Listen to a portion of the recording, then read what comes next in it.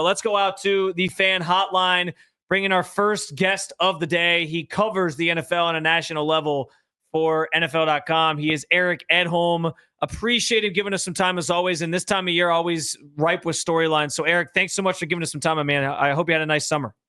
I did. Thank you. Hope you guys did as well. Let's start off locally here in Cleveland. And I guess I just want to start the conversation with just kind of an overarching question, because I've seen so much written about the Browns and how bad they're going to be this year. I think like PFF at one point did like a ranking of all 32 rosters and the Browns were last, which I found kind of wild. Is the disregard for the Browns and how bad they're maybe going to be, is that being a little too overstated, you think? Or are they maybe better than even like Vegas is giving them credit for and like their win total? Yeah, well, it's tough to say. Obviously, you want some clarity on the quarterback situation. That's probably the biggest thing. I mean, that can often, determine what kind of season you're going to have. You can have a talented roster and a tough quarterback situation every week be up against it. So that may be part of it until we've sort of seen clarity, some kind of separation there, some kind of definitive answer. It's a little bit hard to judge the team as a whole. But, yeah, I mean, obviously, if you went, the other positions besides quarterback and rank them, I think the Browns would do okay vis-a-vis other teams. And, you kind of stack them up that way. You might say, all right, they're pretty competitive up front defensively. You add Mason Graham and you keep Myles in the mix, obviously. And, losing guys like Martin Emerson, those are the kind of blows I think that the Browns can't really suffer, especially playing in that division. But, yeah, I mean, I think you could look at the Saints, or there are certainly other teams where you say to yourself, I can at least appreciate the longer term path that Cleveland's attempting to take here. Eric, you brought up the injury to Martin Emerson Jr. I tweeted out maybe on 2 different occasions now that I felt like Asante Samuel Jr. is a guy that Andrew Berry should probably looking to bring into this organization. What's your thoughts on that? And do you think he would be a nice fit here in Cleveland? Yeah, I mean, that's an interesting option. I hadn't even considered him, to be honest. But, yeah, I mean, that's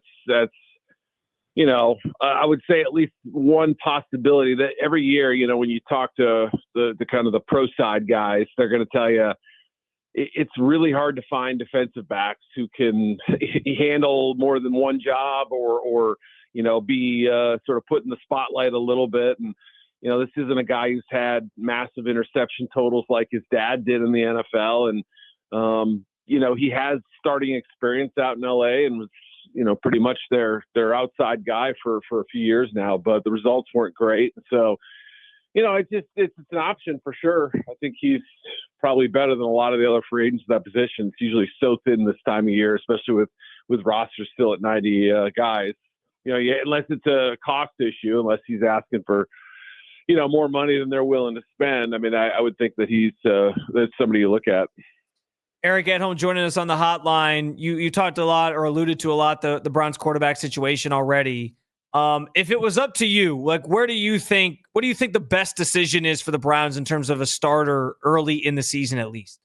Yeah, I mean, I think the most likely scenario especially based on how the schedule lays out. I mean, it's so tough out of the gate. I mean, that's the first thing when I did my, over the summer, kind of broke down everybody's schedule and sort of how it lays out and everything. And you go, wow, man, one hammer blow matchup after another to start the year. You would think that makes it Joe Flacco's job to lose, or at least he'd be in the driver's seat at this point. I'm not out there in Bray. I'm not watching practice. I'm reading reports and everything just like everybody else, but just using kind of a logic compass here, I would think that you'd want as much experience as possible, somebody who's been in the building, somebody who knows what Kevin wants and everything, facing, the likes of the Bengals, the Ravens. I think they have Detroit early on. So, there's obviously some real tough matchups. At that point, once you've kind of gotten through the gauntlet of the schedule there and you start approaching the bye week and, can kind of see how things are going, then you can decide, all right, do we feel like there needs to be an upgrade at the position, and B, who's our better option? Now, obviously, I don't know what Kenny's status is. I know he's sort of returned to action here pretty soon, and the rookies obviously can make a push. But if I had to guess, I would say it's going to be veteran early, and then you kind of make an audible at some point. Eric, talk to us about what's going on with this public fallout between Jerry Jones and Michael Parsons. He came out and flat out said, you know what, I'm cool on Dallas. I don't want to be here no more. And me and Spencer told each other off the record, like, you know, we don't think he's going anywhere. He's ultimately going to end up signing the deal he wants in Dallas. That's kind of where I default to, too. I mean, you know, obviously, it's funny, though. You think about Dallas, and you know, they're one of those teams. It's always going to be a lightning rod team. You either love them or hate them. They're always going to be in the crosshairs of the media. They're always going to be a talking point, whether they're winning or losing. But what somebody pointed out to me last night that I hadn't really considered, hadn't remembered or thought about, who was the last Cowboys player who said, trade me? You know, they've had a pretty good run, even with all their drama with CD and, you know, Zeke Elliott and Cabo and whoever else. You know, they've had some of these things over the years, but I hadn't realized that was really the first guy to ask a trade from the Cowboys in a long time. And that's something, right? I mean, that counts for something. I agree with you. I think there's, at this point, unless something really dramatic happens or there's, you know, such hard feelings there that I'm kind of underweighing here, but I'd be kind of surprised if he was anywhere else. You guys went through it with Myles. You know, everyone wrote their pieces, including me, you know, 7 trades the Browns could consider. And I did the same thing yesterday for Parsons. My editors love those stories. People love reading them. It's fun to discuss what the possible value of a superstar is if they go in the market. But like you, I'm kind of thinking, what do Cowboys realistically gain this year, and how much would they undermine their new head coach by trading their best player, at least their best, you know, their defender, best non-quarterback, whatever. So I don't know. I would think they try to dig their heels in. They thought they had a deal right after the draft. It sounded like they were ready to put a bow in this thing, and then all of a sudden they realized, hey, we haven't gotten the agent involved yet. That's sort of a roadblock here. And you think? You know, yeah, that might be just one step before you get a deal done, is to get the agent know about what's happening here. Yeah, that's an important part. I saw your piece highlighting the teams that make the most sense for Micah Parsons. Yeah. But for the listening audience, can you give us a little bit of a tease of some of the teams that might be on that list that would make some sense if it doesn't get resolved? There may be a certain Ohio team who populates the list. I don't know. There are a couple to choose from. I don't want to give it away too by now. I mean, obviously, as I kind of mentioned throughout, I'm dealing in a little skepticism. I don't really think it's going to happen. Yeah. You know, probably a team with a rookie quarterback, though, or at least a rookie quarterback projection. You know, I mean, again, at some point they're going to play him, and you know, they're not anchored down. Well, they are, but you know what I mean? Like, it would be a team that I think can find a path to a smaller quarterback room salary at some point. Again, long shot probably, but you know, Myles was out there campaigning for Micah to get paid. I think they would love to be on the same team, just in a hypothetical dream scenario. What about, does the Terry McLaurin situation fall into the same bucket as Micah Parsons, where it seems likely he probably just ends up back where he's at? And how do you maybe see that situation playing out?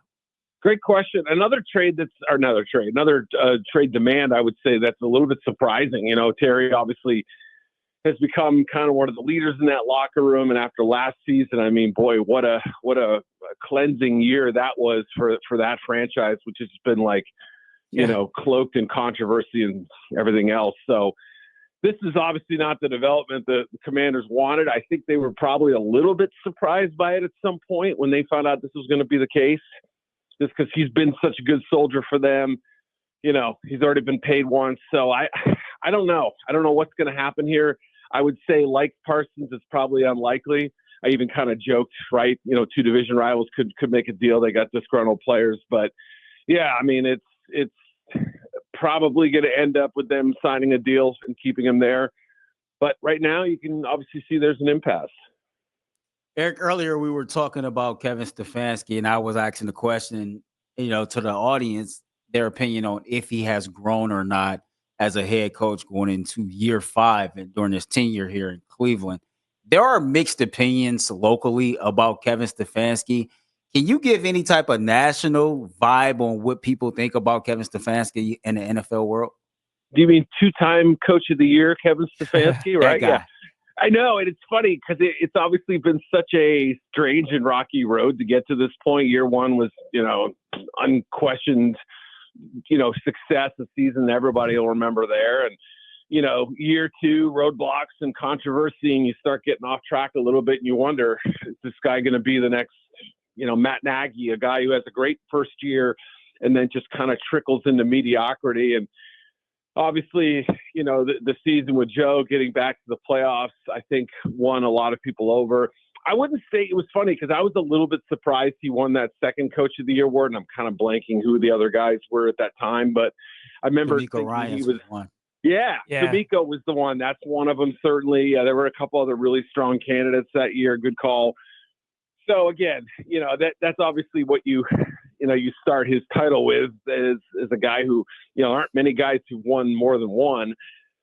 But the big picture product, sub 500 overall, a less than desirable quarterback situation, perhaps shoehorned with a quarterback that, while talented, didn't exactly fit what he was looking for, and obviously has become, the biggest issue that has held this team back with Deshaun's deal. So, some of it you could say, look, he hasn't exactly been dealt the best hand, and when he's had things that kind of line up with more of what he wants, there's been some patterns of success.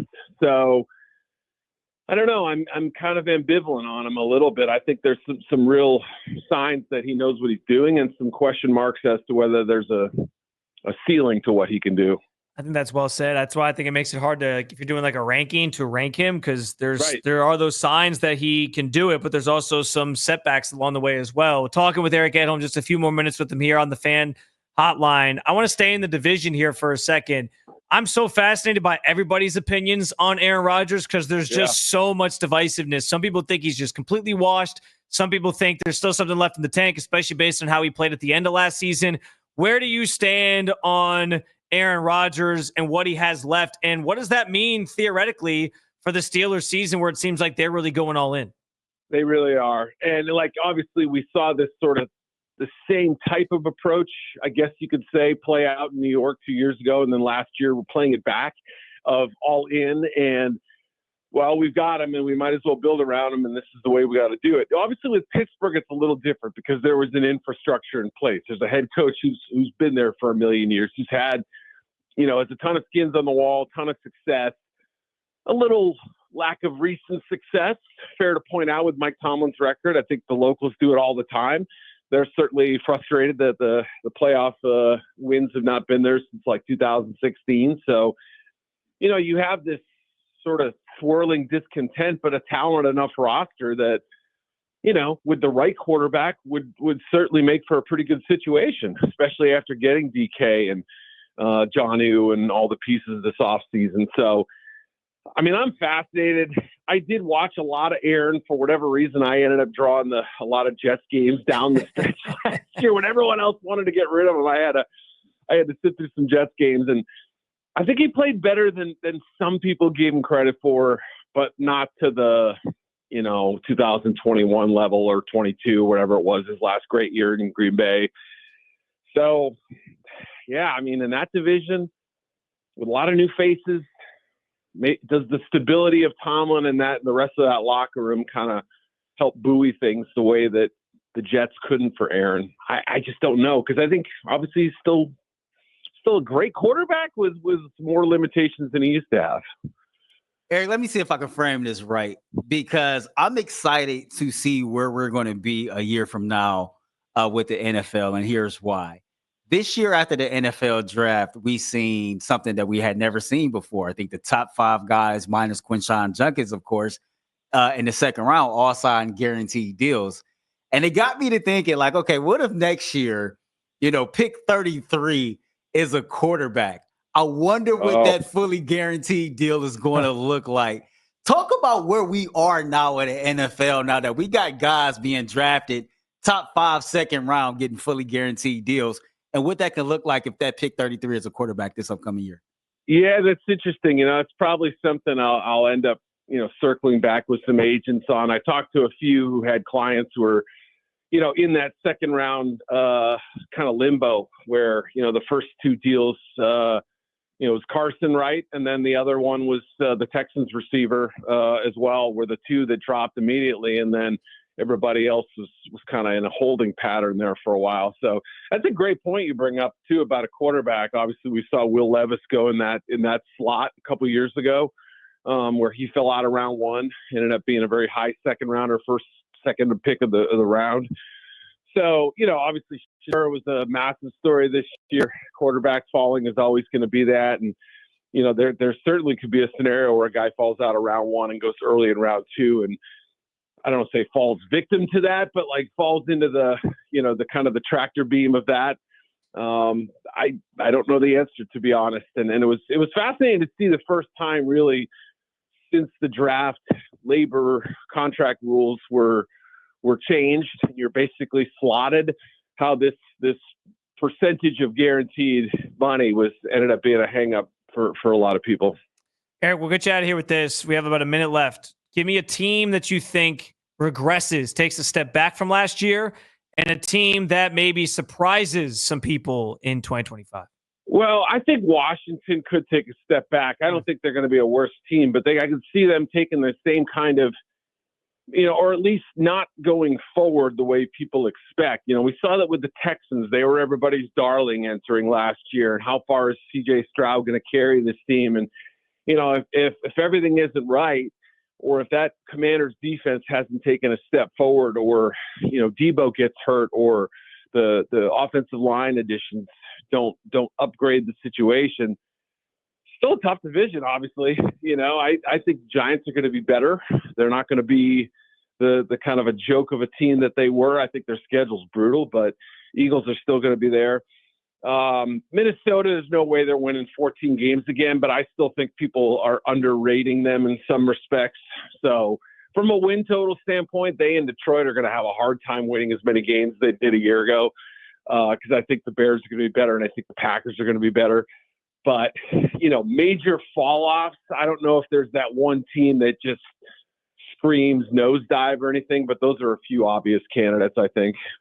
He's Eric Edholm. Read his work over at NFL.com. You can check out that piece we alluded to earlier where he listed out the best teams or best fits for Micah Parsons potentially in a trade if it does happen. And locally, people might like one of the teams that's on there. So, Eric, appreciate the time as always, my man. Glad we got a chance to catch up here before the season starts. Great interview and if today. not, you line your bird cages with it in a couple of weeks when he signs a contract. Either way. So, thanks, fellas. Have Absolutely. a good day. Enjoy camp. Thanks, Eric. Good stuff from Eric Edholm on the Fan Hotline.